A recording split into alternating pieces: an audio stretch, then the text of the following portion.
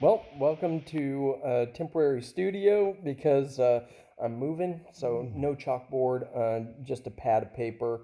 Uh, so I'm kind of having to work with paper instead of a chalkboard, but I wanted to go ahead and continue my discussion on training.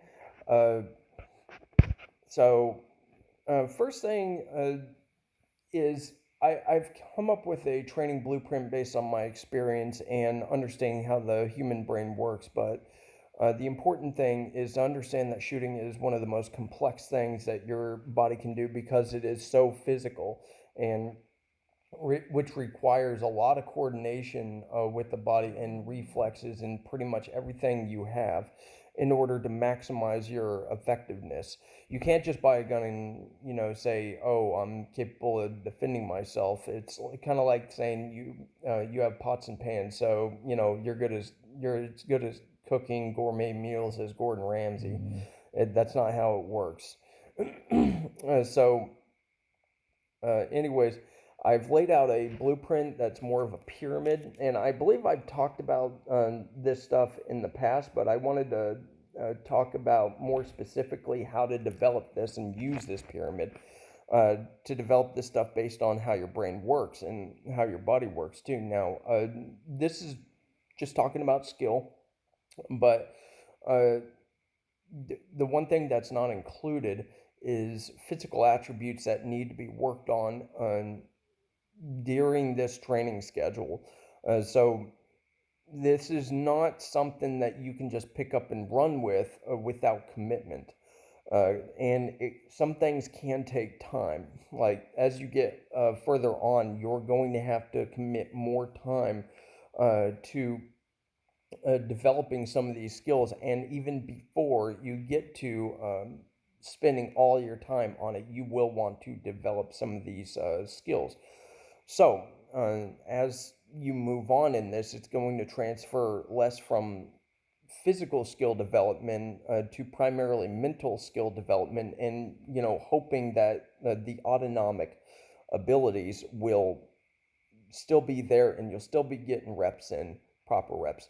So the first thing on this is a foundational skill, and the reason why pyramids are so great because you have a foundation and it's building blocks that credit your structure of capabilities. So, uh, when it comes to firearms training, you need to have a competent grip, and this is where a lot of the physical training comes in now. Not only grip, but being able to have a proper extension and not only be precise in having that proper extension and holding it on target, but being able to also control recoil and not need to correct it as much because most of the flinch is recoil correction rather than and yes, it is anticipation to a point because you're trying to put recoil control before that shot breaks, and a lot of times once that shot breaks you're working on reflex to get it back on target, but a lot of it can have to do with muscles and stuff. So, anyways, you have to establish physical capabilities, but also programming into your brain the proper method. And that's why the bottom pyramid can take a week or two because you need to conduct interleave training or constant patterns of training, and it doesn't take that long, and you don't want to take that long because the brain can burn out. So the next thing, once you get a good grip, you're obviously going to be using your sights by then, doing physical training to develop these skills. But the next thing is sights. You need to be able to get those sights and on target and be able to hold them and be able to work with the fact that you're going to be um, engaging moving targets. If you're only practicing to engage paper during competition, I don't think that it's going to spill over to the real world. There's different things that you're going to have to do. So the next thing is the presentation, which kind of goes hand in hand with the sights, because you're going to need to, you will need to go to the range to figure out muzzle offset, uh, different ranges and stuff like that, your different holds at ranges. So your presentation and your first shot based on your range and even how fast you can do it, and identify your sights and get a good grip, see it all comes together and it kind of stacks up in that foundation. That's all going to be important on establishing that. That's why it takes some time. The brain can only spend so much time on this. You can wear out the brain pretty quickly if you're going above 10-20 minutes. So next thing is trigger. This is going to take a lot of time because this is isolation. This is actually reprogramming the body and tendons to do something that is very unnatural. Again, this is a skill that is not used in daily life and really is so, it's its own thing. So you have to spend some time to be capable of autonomically pulling out these skills on demand. But you have to reprogram your body to be able to pull the trigger without moving the gun and having as little sympathetic movement, like in your pinky. Like if you do this and you have sympathetic movement, some people call that anticipation, but it's not. It's actually failure to have a competent grip, which would be full grip of the gun and isolating that. And there's different workouts you can do to help isolate that outside of mentally programming it into your head. And again, slow is smooth, smooth is fast is kind of the same, but you want to develop organic speed and still test yourself. So moving on, the next thing in here is the manipulation side of it. So your draw, your malfunction correction, and your reloads, that needs to be to an autonomic level. This is complete autonomy for pretty much all these skills. And then when we get higher up, we have triggers, as you will. So with that said, reloads, you do want to develop that skill to where it's autonomic, but you don't want to do it static. You want to do it moving. And yes, you do it static to establish your position where you're going to hold the gun. If you have to look at your gun while drawing, conducting malfunctions, like, yes, you're going to need identification, but you should not have to look at your gun or your holster to reholster. You can do a feeler. Because a lot of times you're going to have to be looking around and checking your environment. So like reloads and malfunctions, you need to concentrate on the threat and you need to develop that skill.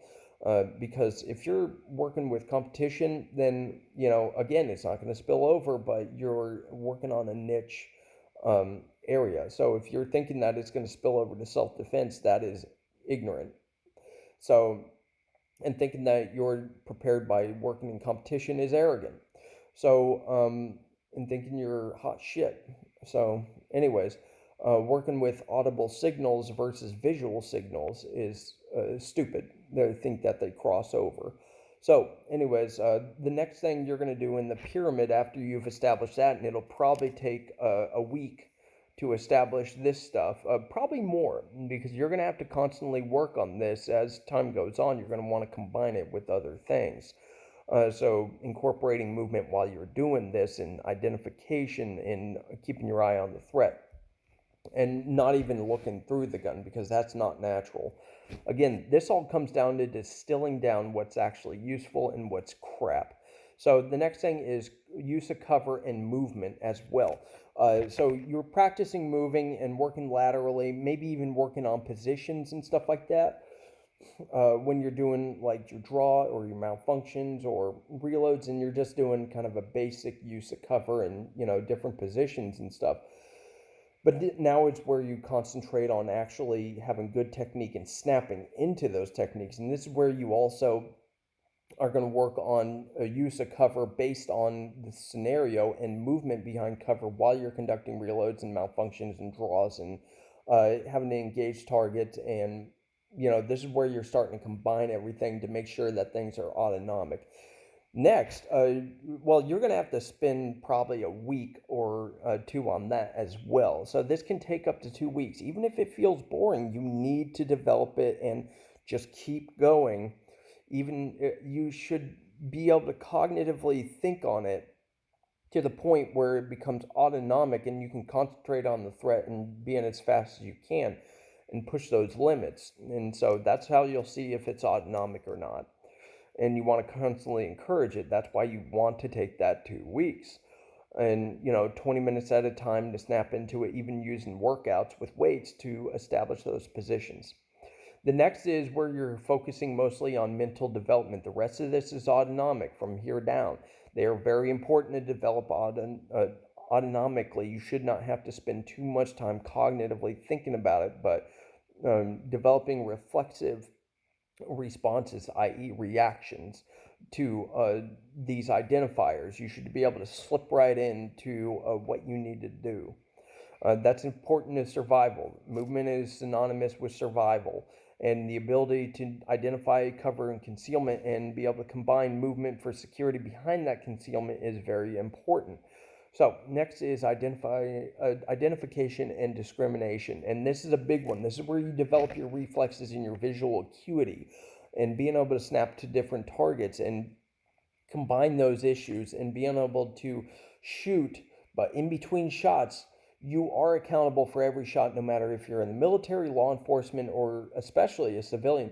You need to identify every shot, and you cannot sit there and just unload a full mag just because that is stupid. And that's how you become a liability to your community. Or just thinking that, oh, well, I see a silhouette, so I'm going to use my night sights. If you don't have positive ID, that's where ID and discrimination are very important. Just because someone's in your home doesn't mean that they're really a threat. There's plenty of incidents out there where people will break in thinking that it's their house, teenagers breaking in thinking that it's their house, and you respond so quickly and you kill that person, you are still civilly and legally accountable for that. And you will, this whole thing of better to be judged by 12 rather than carried by 6, that is the most ignorant and ridiculous, retarded idea, because you might as well be carried by 6 because your life is over.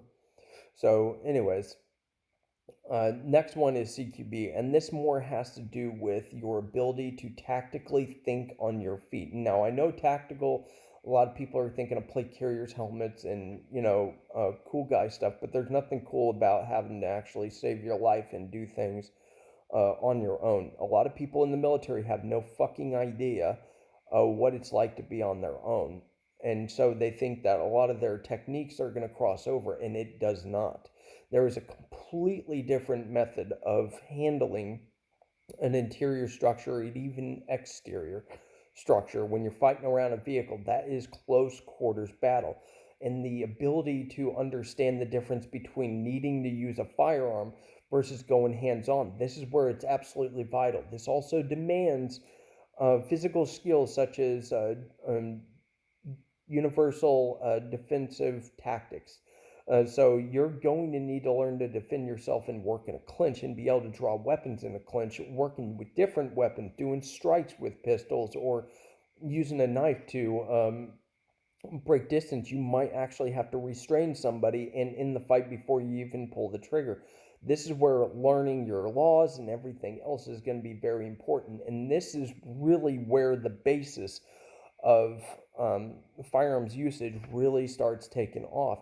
And this is where you're going to continue on from here. Not saying that this is the only thing, but this is where it's going to culminate all these different skills. So if you have to use your gun, you're going to have all those skills.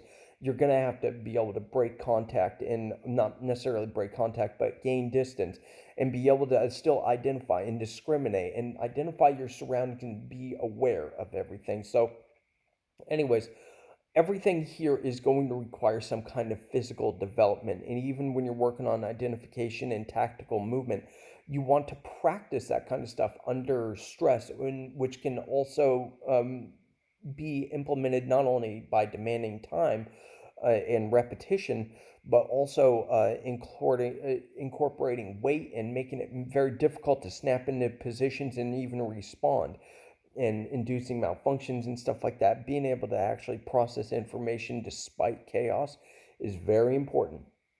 So with all that said, let me know what you think about this in the comments below. This is something that I've had to develop for myself for the last few years, and I've been very passionate about getting this stuff on, not necessarily on the market like a product, but keeping things out there to just keep people from thinking you have a gun so you're capable, or you plink so you're good, it's good enough. That's not how it works. And don't be an idiot. And don't be a liability to me or other people, or be a liability in legal terms where they want gun control because you act like a fucking idiot and you don't know what the fuck you're talking about and think you can just shoot people because they insult you.